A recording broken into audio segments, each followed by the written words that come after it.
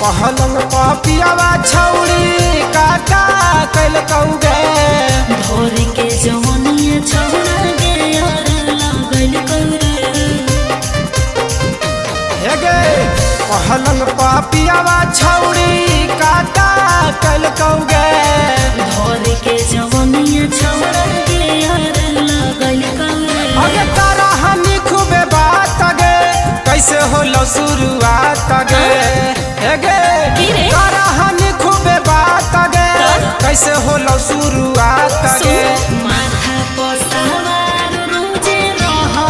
कई खतरा मिललौ ड्राइवर भतरा मिललौ ड्राइवर भतरा मिललौ ड्राइवर भतरा मिललौ ड्राइवर भतरा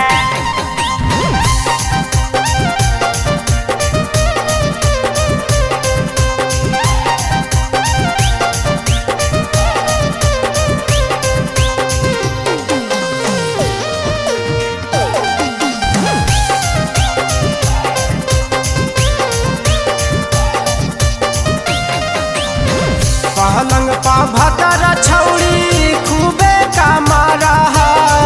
देख के रोहनिया हमर जीवा बड़ी डर तब तो भारी नुकसान हो गया होगा ना। पहलंग भतरा छौड़ी खूबे कामारा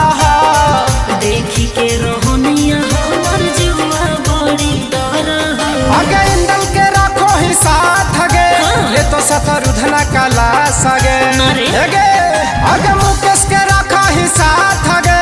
ले तो शत्रुघ्न काला सगे माथा पर सवार रोजे रह